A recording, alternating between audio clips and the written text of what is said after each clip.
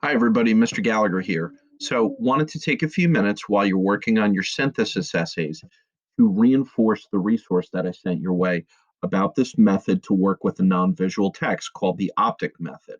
What I'm going to do is kind of walk through the acronym, how to use it, and then demonstrate how to potentially apply it to a political cartoon related to education. So, again, the point and purpose behind this normally would be something we'd very explicitly look at later in the year.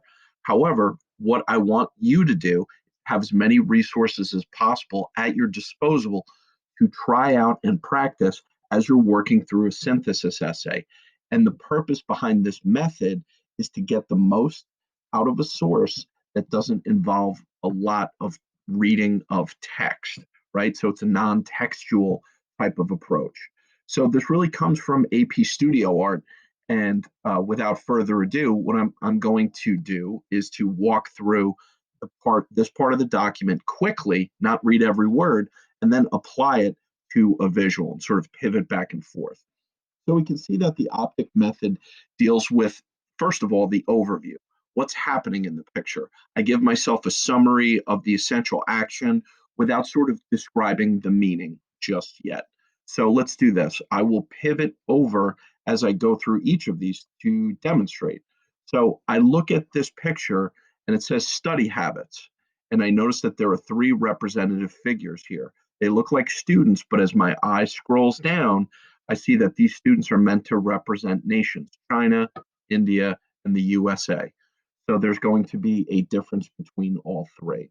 So that's kind of my overview, right? Then I focus on parts of the picture, break the picture down into sections. I'm going to think about the placement of objects that are there and name everything you see. If there's color, I'd focus on color and describe. So let's do that. This is probably where I'll spend the most amount of time. What I notice right away is that in each part of the picture, each student has a textbook, right? And here I noticed that in this part, it's a math textbook and it's open. And here I noticed for India, it's a science textbook and it's open. USA, I don't know what the textbook is because it's closed. And because the political cartoon picture is so dated, the student has what appears to be a very old original iPod. And not only that, but the student is chewing gum. Other parts of the picture I notice is that these two students, representative of these countries, are wearing glasses. This student is not. In fact, the only accessory this student has is a baseball cap on, which, generally speaking, is kind of frowned upon in educational settings, a conversation for another day. But not only that, it's turned backwards. So there's a lot I could determine about these parts, and I could kind of pull from any of those to make some sort of informed judgment about the particular message that the author is trying to deliver. Title. What does the title tell you about the picture? If there isn't a title, you can add one. Here, it's about study habits, right? But what I notice about this is an ellipses. And we use ellipses sometimes to suggest something, to imply a feeling or an emotion or tone. And here it seems to suggest that the US's study habits, to me, are vastly inferior to those of China and India, or arguably of most other nations. So the title in and of itself would probably suggest something, but the ellipses are really important for me to make a more meaningful connection.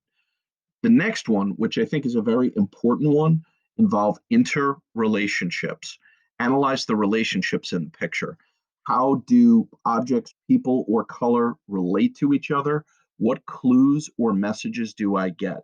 So now I'm looking at this picture. What I notice is this: hard at work, not at work at all, focused on learning, focused on self. What I also notice is the idea that these nations are both, or as represented by these students, are looking over at this individual representing the US, and they seem distracted. Not only distracted, but I would describe the interrelatedness of what USA is doing and the effect of it on these two students slash nations as surprise, right? And again, there are no other accessories here on their desks other than the knowledge they're gaining. Here, there are a lot of accessories, bubble gum, music, even the ornamentation of the student shirt, an American flag suggesting patriotism, arguably presents some kind of entitlement. Here, I noticed they look like these two students slash nations are wearing simple button-down shirts.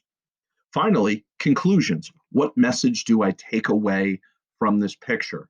Well, if I were in broad sum to look at this, I would argue that perhaps in every single way, this artist is arguing that America, by and large, has terrible study habits.